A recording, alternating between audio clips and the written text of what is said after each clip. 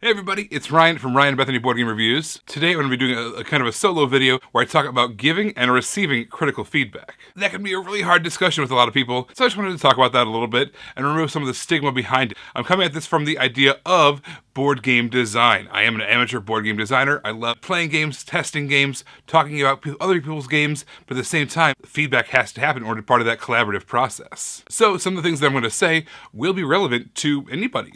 Anybody in any field giving and taking criticism could be able to learn from some of these things. However, if there's any gray area, I'm defaulting back to that area of board game design. That's where I'm coming at this from that perspective. I love going to these proto-spiel events. Proto-spiels are basically an opportunity for designers get together, play test each other's games. Playtesting is a huge part of board game design. You need to be able to play your game with a variety of people. You want to take all their feedback that you've been given, kind of mark it all down, evaluate it, and see if you can change your game to get better results the next time you playtest the game. So if you are an amateur designer like me, I definitely recommend going to one of these proto-spiels. This will give you a lot of feedback, a lot of great information, and great information about the whole process of designing as a whole. Sometimes getting some of this negative feedback or getting critical feedback, not necessarily negative is the wrong word, but getting critical feedback can be hard at first. And yes, that can come in the form of negative feedback as well. So definitely this is a muscle that you're going to want to flex and grow over time. Overnight, you're not just going to be like, hey, I'm great at getting negative feedback and I'm going to act on it well.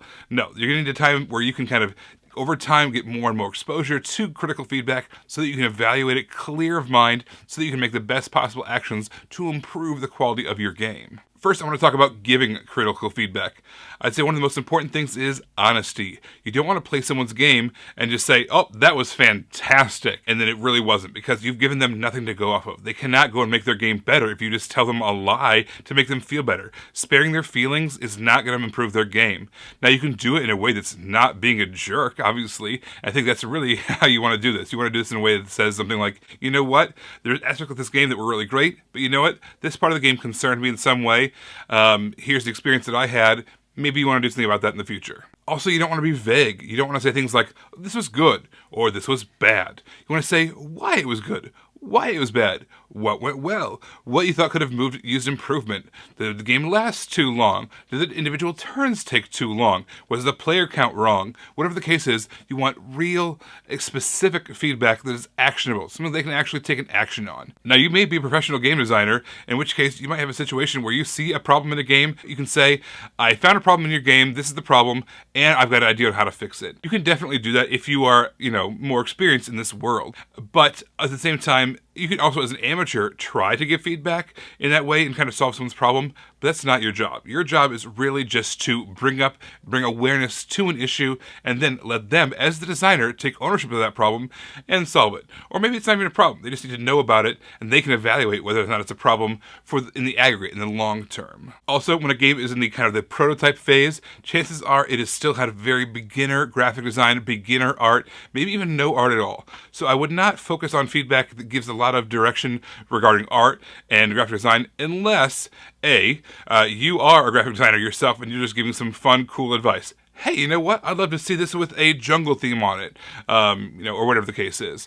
Or if it's a graphic design that has actually hindering the gameplay. I looked at this arrow and it made me think that I was supposed to go straight because of the way it was pointed, but actually you meant it to be draw a card, and that was unclear to me.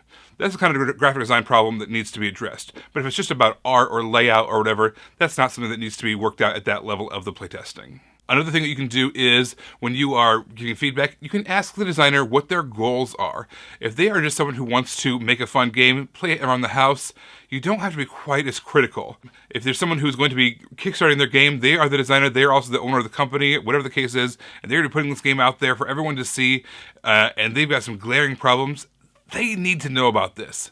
If it's a teacher who's just kind of making the game that they can share some science concept with their classroom and they're not planning on publishing or doing anything wider with it, make the focus of your feedback be about that. How can I improve the teaching of the information rather than how can I make your game be the best game it can be? So always kind of evaluate your audience, what the designer's goals are with their game before you give feedback, so that way you don't kind of overwhelm them with things that aren't relevant to what they're trying to do. Let's flip the table over, and now when you're receiving feedback. So now you've got your game on the table, you are playing it with some people who have never seen it before, and they've got things to say. So maybe some good, maybe some bad, maybe some critical, whatever the case is, they've got things to say about your game, and it's time for you to listen. Chances are this is your baby. You've spent a lot of time on this, a lot of energy, you're so proud of it, you're so happy with it. Your instinct is going to be to defend your baby. Your mama bear, your papa bear, whatever the case is. Don't defend. I've done that once or twice in a playtest and regretted it immediately. It made me look like a fool. Instead, jot down every single thing that was said. Doesn't matter if it was good, bad, you agreed, you disagreed. Doesn't matter.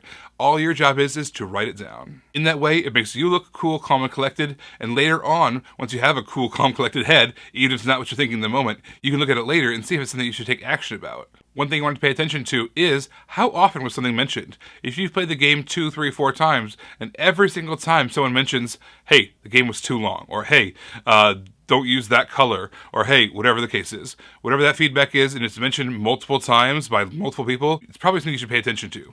But if it was one person who was just kind of disgruntled, and they mentioned it once, and that's the only time you ever heard anything about it, you don't have to give that as much credit.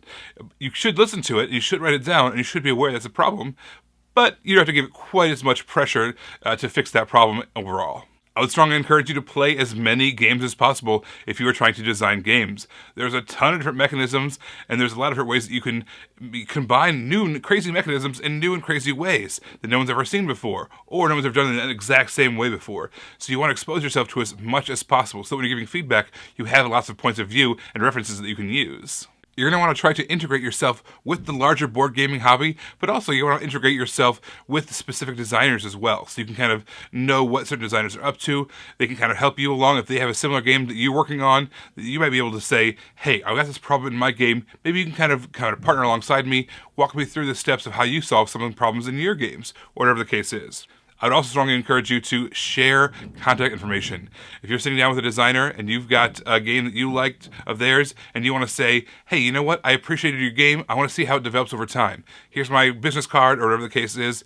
And next time you're looking for someone to play test with me, look me up. I'd love to play your game. And vice versa. If someone's playing a game and you've kind of felt like they had a connection with your game in some way, some great feedback to offer, whatever the case was. And I'm not saying positive feedback. I'm saying good in terms of actionable, real, critical, feedback. Say, hey, can I get your business card? I'd love to hear your thoughts. I'm going to make some tweaks, come back home, and I'd love to hear your thoughts after I've made those tweaks when I'm back at the office. So those are just a few of my ideas of how to give and receive feedback, specifically in the world of board game design. But again, it might be applicable in other areas as well. If you are an amateur board game designer, or if you like that kind of topic, be sure to let a comment in below. Any feedback that you have, anything that you might want to share that other people might be able to get some advice out of, definitely leave in the comments below so that way we can all learn and become better designers together. In the meantime, be sure to hit the subscribe button, hit that notification bell. We're putting out all kinds of cool top 10 videos, reviews on board games, things like this about game design, convention vlogs, whatever the case is. We're always pumping out cool new videos, so be sure to follow along as we explore all this stuff. You guys, thanks for watching, and we will see you next time. Bye. You guys, thanks for watching our shenanigans. As always, we appreciate it. Over here, if you follow this link, you're going to find a playlist we've hand-selected, handcrafted, just for you, because you watched this video. And if you check over here, this is a video that YouTube thinks you might like. So you can check that out if you want as well. All right, we appreciate it, guys. Thanks so much for watching, and we will see you next time. Bye.